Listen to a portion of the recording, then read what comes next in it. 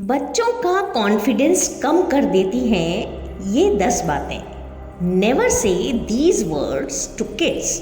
आदाब, नमस्कार, सत श्री अकाल। दोस्तों, आ गई है आपकी दोस्त बेनज़ीर। बच्चे हमारी ज़िंदगी में खुशियाँ लाते हैं।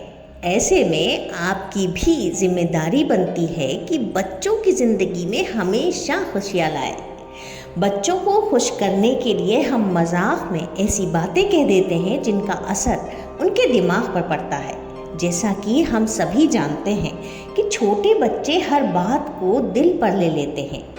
आइए जानते हैं उन बातों के बारे में जो हमें चिल्ड्रन ही नहीं बल्कि बड़े बच्चे, लड़के हो या लड़की, को नहीं कहनी चाहिए। या कई बार ऐसा होता है कि हम बच्चों को खेल खेल में या तफरी में ऐसी बातें कह देते हैं जिनका असर बहुत जल्द उनके दिमाग पर और उनकी पर्सनैलिटी पर पड़ता है। जैसा कि हम सभी जानते हैं कि छोटे बच्चे बहुत जल्द अपने दिमाग पर असर ले लेते हैं और हम जो बात कहते हैं उसको बहुत जल्दी कैच कर लेते हैं अपनी लाइफ में। बच्चे चुटकुलों या हंसी मजाक को जल्दी नहीं समझ पाते हैं। ऐसे में बहुत ज़रूरी है कि आप बच्चों में सोच समझ कर बात करें। कुछ वर्ड्स ऐसे होते हैं जो बच्चों को मजाक में भी नहीं कहना चाहिए।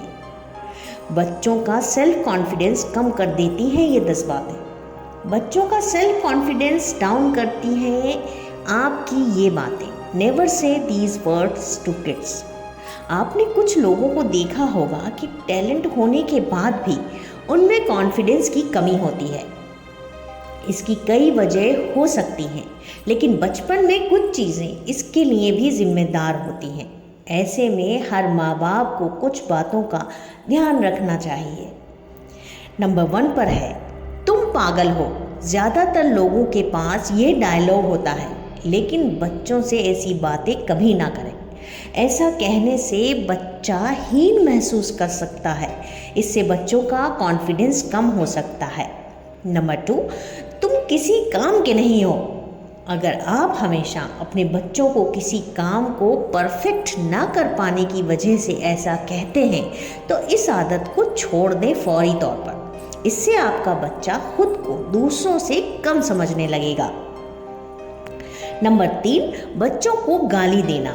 बच्चों को कभी भी गाली ना दें। गाली गलौज सुनने से बच्चों के दिल में नेगेटिविटी आती है, जिसका असर उनके मेंटल हेल्थ पर पड़ता है। बच्चा गाली देना भी सीखता है, इसलिए कभी भी बच्चों को गाली मत दो। नंबर 4, तुमसे बेहतर है तुम्हारा भाई और बहन। कभी भी अपने बच्चों को कंपेयर ना करें। ऐसा करने से बच्चे हीन भावना का शिकार हो जाते हैं यार। इसके अलावा भाई बहन के लिए भी उनके दिल में नफरत भर जाती है। नंबर 5, तुम अभी छोटे हो। बच्चों को हमेशा कमज़ोर या छोटा नहीं कहना चाहिए, बल्कि उन्हें सही लफ्ज़ों में समझाया जाना चाहिए कि आप अभी इस काम को करने के लिए बहुत छोटे हैं, इसलिए आपको इसके लिए बहुत मेहनत करनी पड़ेगी। नंबर 6 पे है, बच्चों का मजाक बनाना। कोई फर्क नहीं पड़ता कि बच्चा कितना बड़ा या छोटा है।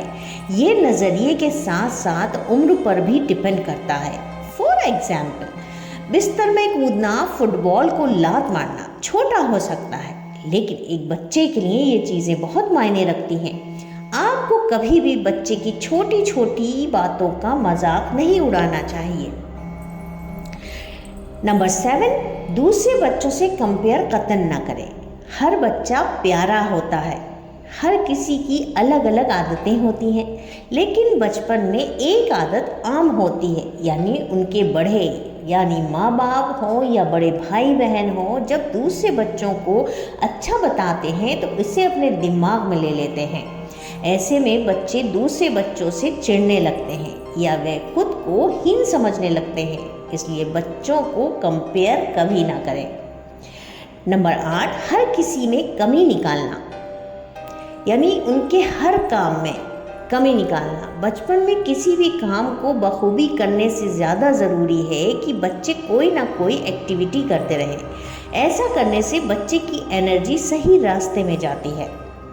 फॉर एग्जाम्पल, अगर आपका बच्चा पेंटिंग कर रहा है तो उसकी पेंटिंग में नुक्स यानी दोष खोजने के बजाय उसकी पेंटिंग में अच्छी चीज़ों की तारीफ करें।